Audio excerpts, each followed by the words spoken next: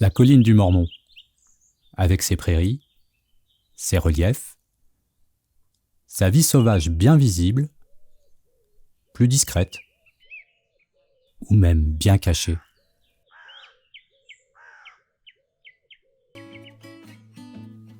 Située au pied du Jura vaudois, elle abrite une végétation exceptionnelle par sa variété. Et parmi elles, des orchidées.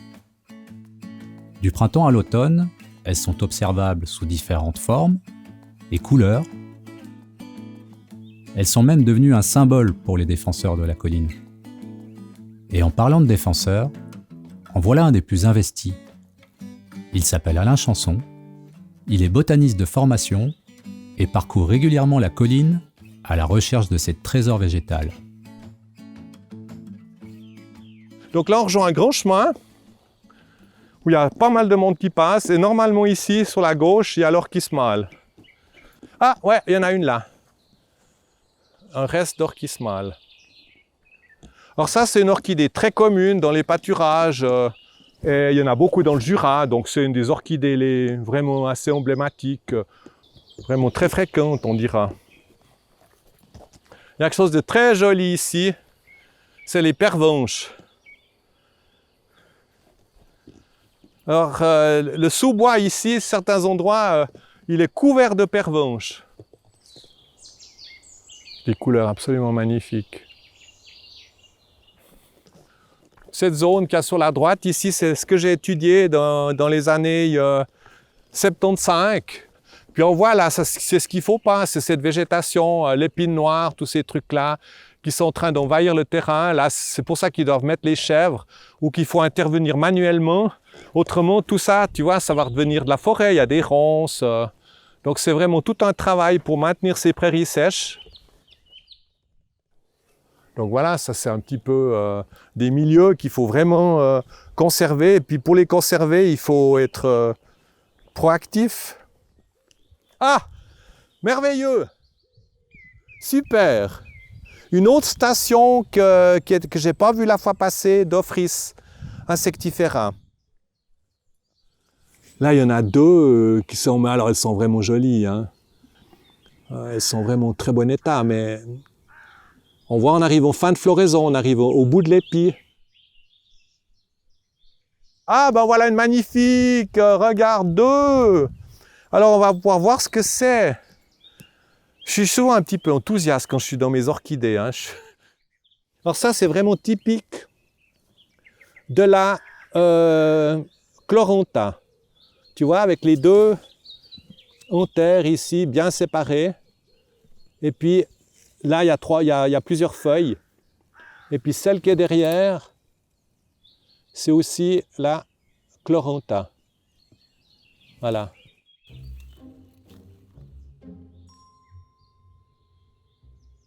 Plutôt monter sur les hauteurs. Essayer d'aller voir l'orchis militaire s'il est sorti.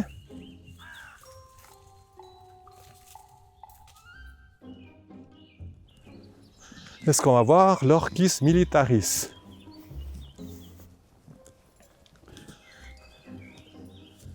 Non, on est bien, mais simplement elle a fait peu de fleurs cette année.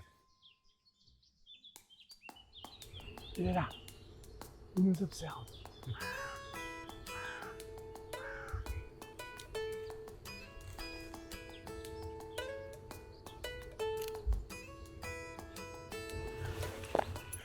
C'est génial, hein?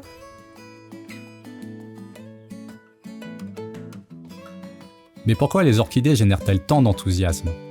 Et quel peut être leur rôle sur la colline du Mormon? Posons ces questions à Joëlle Magnagonze. Elle est conservatrice au musée botanique de Lausanne et responsable du secteur pour l'inventaire de la flore vaudoise. Les orchidées, ce sont des plantes un peu particulières puisqu'elles sont considérées comme étant des espèces très évoluées. Elles sont apparues après la majorité des autres espèces à fleurs au cours d'évolution. Et puis ce sont des plantes qui sont très attractives et qui ont des stratégies pour la reproduction. Elles sont liées souvent à un insecte pour la pollinisation et donc la production de graines ne peut se faire que si l'insecte qui lui est lié est présent également dans le milieu.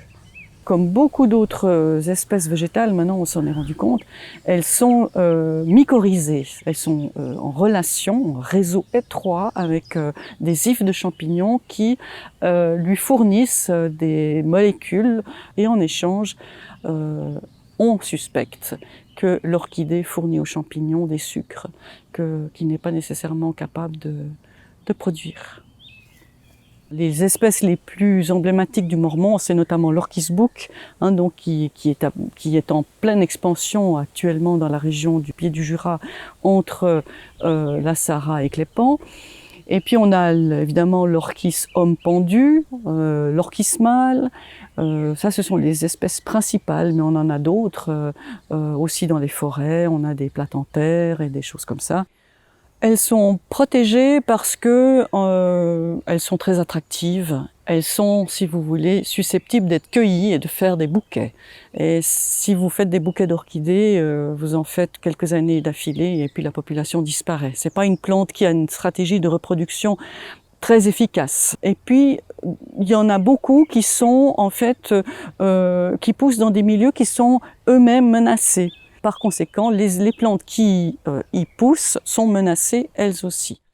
Donc voilà, ce sont des espèces un peu qu'on dit espèces ombrelles, c'est-à-dire des espèces qui représentent un milieu et qui, si on la protège, en fait, cela permet également de protéger le milieu. Alors là, on est vraiment dans les prairies maigres, et ça, ce sont des milieux qui sont normalement protégés dans le canton et qui recèlent beaucoup d'espèces. On compte plus de 300 espèces différentes dans ces prairies maigres, alors que les prairies grasses, donc amondées, on en compte à peine le tiers. Là, par exemple, les lisières, c'est magnifique parce que on a des espèces forestières qui peuvent déborder, et puis des espèces de la prairie qui viennent jusque-là. Donc, plus des espèces typiques des lisières. Ben, regardez, il y a un immense Orchis bouc de nouveau. Il y en a 3 là. Mais... ça, j'ai jamais vu. J'ai jamais vu autant d'Orchis bouc là.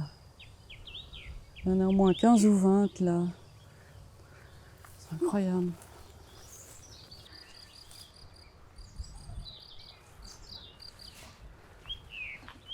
Magnifique. Moi, je vais la rentrer dans l'atlas parce que je me rappelais pas l'avoir vue là. Ah, excellent. Super. Donc, c'est une application qu'on a d'Infoflora. Et puis, donc là, je rentre l'espèce. Et donc, on nous dit c'est une espèce rare. Toute information supplémentaire est précieuse, notamment une photo. Donc, je vais faire une photo pour prouver sa présence ici. Et puis on enregistre. Et puis cette donnée, elle va arriver dans la base de données du réseau suisse d'Infoflora.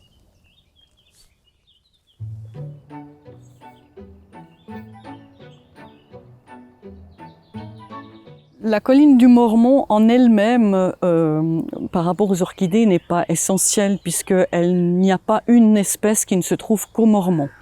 Les orchidées, on les trouve dans toutes les régions en Suisse, mais sur le Mormon, la diversité des milieux fait que on a quand même pas mal d'espèces diverses, variées sur une surface qui n'est pas si grande que cela.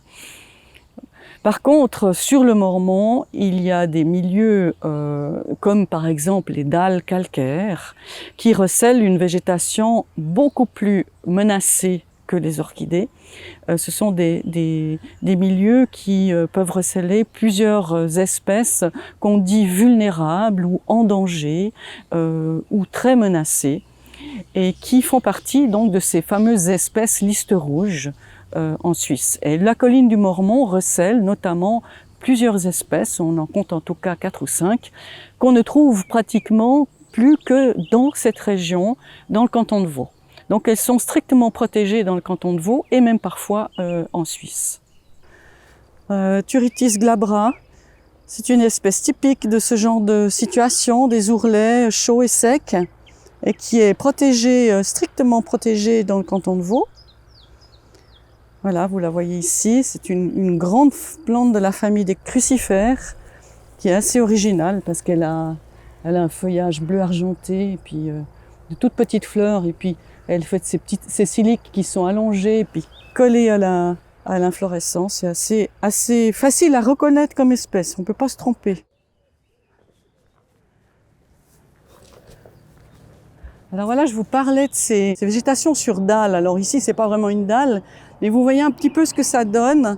Dès qu'on a des affleurements rocheux, la végétation est totalement différente. On a d'autres espèces, des espèces notamment succulentes, comme on dit, c'est-à-dire qu'elles stockent de l'eau dans leur tissu pour supporter la sécheresse et la température qu'il y a sur les rochers.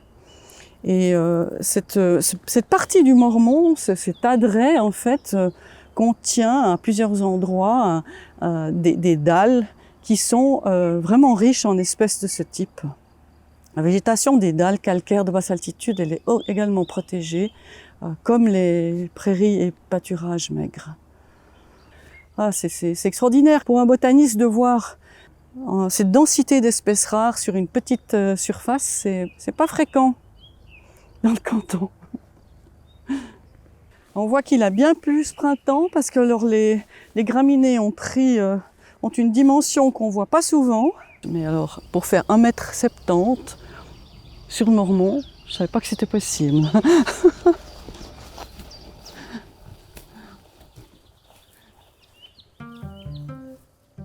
Les orchidées sont donc une espèce ombrelle, gardienne des écosystèmes qu'elles occupent. De par leur statut, elles devraient protéger la colline des activités humaines qui ne cessent de s'étendre.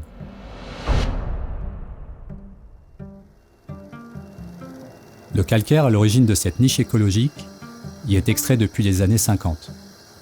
Et l'exploitant ne compte pas s'arrêter là. Les demandes d'extension de la carrière se succèdent, suivies de recours d'associations environnementales, d'activisme appelant à un mode de vie respectueux du vivant et d'une initiative populaire visant à protéger définitivement le Mormont. Ces batailles se déroulent sur des terrains différents, mais avec comme même fer de lance les précieuses gardiennes de la colline.